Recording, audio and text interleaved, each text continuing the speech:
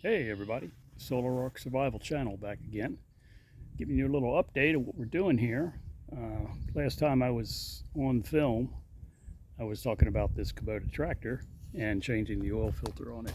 Um, well, anyway, that's not what we're talking about. Actually, we're going to go and talk about the shop. If you remember some of my previous videos, I did a rant on disorganization and how it was just turned into a big storage unit full of stuff. Anyway, I'm finally getting back on that, and I'm going to turn the camera around and do a little walk and talk. So, and all this obviously is a work in progress, and so you can see over here I got the ladder out and I got all the insulation out, but I'm still in the process of insulating the shop. So if anybody remembers back in the winter, I did a little rant about how I let it sit for over a year, almost, well, let's just be honest with you, 2 years before I actually got back on this. So let's take a little walk inside. I'm actually in a process of straightening up. Wow, looks good, right? Looks like a bunch of junk to most people, and I could understand that. But if you got a homestead, if you got a small little plot, if you're renovating a shop or a house, you know, it all turns into a storage unit. And unfortunately, many of us live in storage units for a long time and we don't like it, but we just do it. So anyway, I'm in the process today of finishing up the insulation on this side. And then of course, I'm going to move everything over. So I got to handle this stuff more than once, probably 3 times. So let me give you a little rundown on the insulation.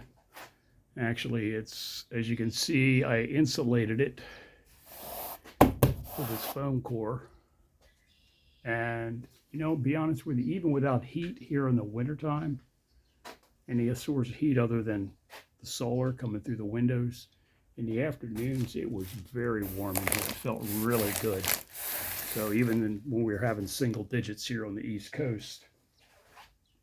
So I'm using a thickness of, what is this? I think it's 1 inch thick. I have a minimal R value. It's not so much the R value, it's just, but because I am going to put a wood stove right there in the corner or so, and it's a very small, what is it, 12 by 14 shop that had to be renovated. As you can see, all brand new windows I put in. I already did all the framing except for the roofs. The rafters look pretty good shape. Put all new siding on OSB, and then of course I have metal siding I want to put on the outside.